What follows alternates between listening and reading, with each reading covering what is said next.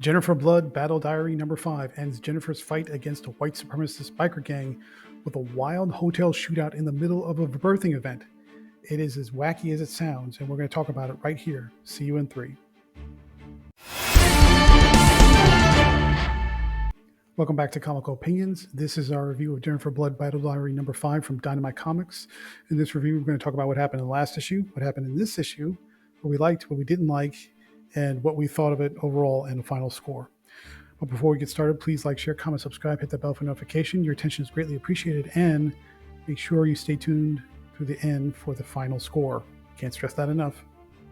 Before we dig in, let's talk about the credits. This issue is written by Fred Van Lente, with art by Rafael Labosco, colors by Deirdre Kelly, letters by Jeff Eckelberry, and the main cover for cover A is drawn by Joseph Michael Linsner. Let's recap what happened in issue number 4 before we talk about what happened in this issue. So after the foiled bank robbery attempt by Jennifer Blood, she sent the Crooked Cross gang on a spree to get revenge against anyone that double-crossed them and was responsible for losing most of the gang during the bank robbery. They figured out, or at least they figured out through Jennifer's misdirection, that it was the Volk who were responsible for the double cross, which wasn't true, but it serves the purposes for what the story is trying to accomplish. And what happens then is, through a series of events, the surviving members of the Crooked Cross start hunting down and killing any member of the Volk that they can find. Dame Friggin, meanwhile, finds a diary that is left by Jennifer Blood as she's undercover as this character named Alice, or Megan as she is when she plays the waitress in the bar. And she figures out that this is really Jennifer Blood, and she says, aha, that Jennifer Blood is the one that's causing all this trouble, and she's going to lead me right to the real Megan, who is the woman who slept with Dame Friggin's husband in prison and is now having effectively her bastard child. Now in Jennifer Blood Battle Diary number 5 is where all the forces converge and it gets really crazy. Jennifer Blood is in the hotel room with Megan, and Megan is now giving birth. The baby's coming, it's early, but there's nothing she can do to stop it. So Jennifer has no choice but to start Googling how to give birth to a baby. And Megan's like, are you crazy? I need to get to a hospital. And Jennifer's like, oh, nope, no way. There's no way, because they're going to find us.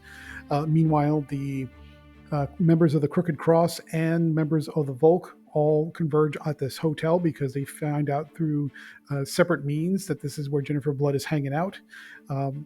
The Volk, and Raven, who is a member of the Volk, manages to convince through, how should we say, sexual favors that to get the hotel front desk guy to tell her where Jennifer Blood is staying, and they go up to the room. Unfortunately for them, Jennifer Blood anticipated that somebody would show up, and the room is booby-trapped with a grenade at the front door. So as soon as the Volk bust in, grenade goes off and blows half the team away, or pretty much everybody except 2 people. While they're trying to get their way out of the hallway that's now engulfed in flames and smoke, the 2 members of the Crooked Cross converge at the same room, and then a shootout occurs. Dame Friggin and one of her lieutenants manages to get away. They go back down to the front desk, and they said, all right, there must have been a second room. What was the name for a second room that was under Megan's name? Was probably the person that is where they were actually staying. And they go up to the room, they break in while Jennifer Blood is trying to give birth to this, trying to help Megan give birth to this baby.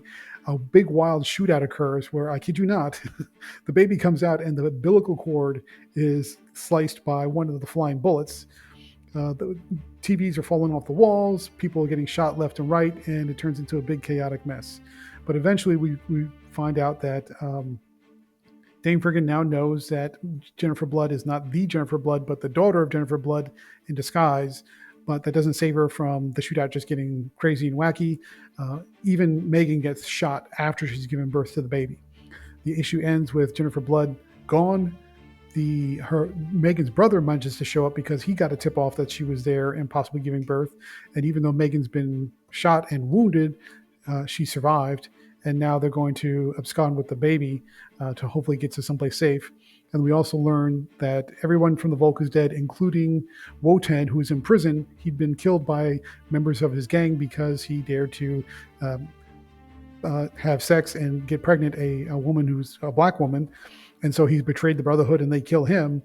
And then the whole issue ends with government agencies now collaborating to find out what happened, what Jennifer Blood's involvement is, and we end the issue with a tease or a cliffhanger that they've had enough trying to get Jennifer Blood by conventional means, and now they're going to sick the ninjets on Jennifer Blood, which is a name we probably haven't heard in a very, very long time. And now it doesn't necessarily say that this is going to be a next issue. There is no next issue, but we'll see where it goes. What do we like about this issue? Lots of wild, crazy, sort of over-the-top violence and action. I mean, when you're having babies being born with shootouts happening in the hotel between rival white supremacist biker gangs, I mean, that's pretty much as gonzo and crazy as it gets, which has pretty much been the prevalent theme throughout this entire issue. So on that point, Brett Van Linty very much nails the spirit of chaos and over-the-top violence and weird, wacky, criminal and deplorable characters and behavior. So on that point, he pretty much nails it. And the resolution tease is pretty strong. I mean, the ninjets are a pretty powerful character, or I should say a powerful set of characters that are prevalent within this sphere. And to see the ninjets being sent against Jennifer Blood is something that we would greatly anticipate. What didn't we like about this issue? The baby's umbilical cord getting sliced and cut with a flying bullet is just a little. That's a little much. That's a little hard to swallow. That's not to say that it isn't thematically sort of in line with the crazy gonzo wacky over the top wackiness of the series, but I mean, there's a point where it gets it almost verges on comedic, which I don't think Van Linty was going for. I think he was going for gonzo and wild and crazy. I don't think he was trying to go for slapsticky, and it almost gets to that point, which is sort of takes you out of it a little bit. Also, there's the fight happens, the gunfight in the hotel happens so chaotically and so fast, you almost lose track of who's who and what's going on. And it felt like that gunfight should have had a little bit more meat to it, or should have been a little bit longer so you can clearly see what's happening and where everybody went. Also, Megan survives being shot in the gut, which I don't know how that's possible or how that makes sense. So she sort of comes out of it and she's okay. And that felt a little bit, I won't say nonsensical, but you had to suspend some disbelief there and a little bit too far than I think was that you rightfully ask from a reader. It was just a little bit too much. What do we think about the art? Let's switch gears to that. Rafael Labosco did a great job with this issue. You get a lot of weird, wacky characters in wild and wacky and weird situations. The fight is energetic, and even though it's a little bit too chaotic in some spots, but it was meant to be chaotic. So I think, generally speaking, he pulled it off. The character designs look great. They're very distinctive. You can tell who's who and what's what. And there's certainly a good bit of detail in this issue. And one of the things that we dinged Rafael Labosco on previously, especially during the issue with the bank robbery, was just the over proliferation of digital assets and 3D assets, especially on the background. Almost the entire issue felt like 3D assets. Here, it's integrated a lot better. It looks a lot better. There are definitely some assets in the background, especially with things like table lamps and desks and buildings and what have you, but it's integrated much more organically into the overall panel. So it's a much better job from Rafael Labosco on this one. Final thoughts, what we think about Jennifer Blood Battle Diary number 5 from Dynamite Comics. Lots of wild, crazy, over-the-top action. The story comes together in the end. Pretty with completeness. The threads, the major threads get wrapped up. And if Jennifer Blood's intention was to wipe out 2 white supremacist biker gangs, mission accomplished. On the downside, some of the craziness during the big gunfight, which is the climactic battle of this series, was almost a little too over the top. It almost got so over the top it almost got funny, which I think was not the intention there. But otherwise, this was a solid finale to this miniseries. Therefore, we're going to give Jennifer Blood Battle Diary number 5 from Dynamite Comics an 8.2 out of 10. Lots of great art, lots of weird, eclectic characters, lots of over-the-top action. And the art is pretty good in just about all the way through. The only downside is that some of the wackiness gets a little too over the top, and and it almost takes you out because it's so crazy it's almost funny, which I don't think was the intention.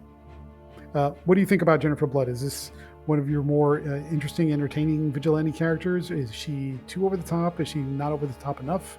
Do you like wild, crazy, over the top gonzo action? Let us know in the comment section. Otherwise, please stay tuned through the outro for the next review.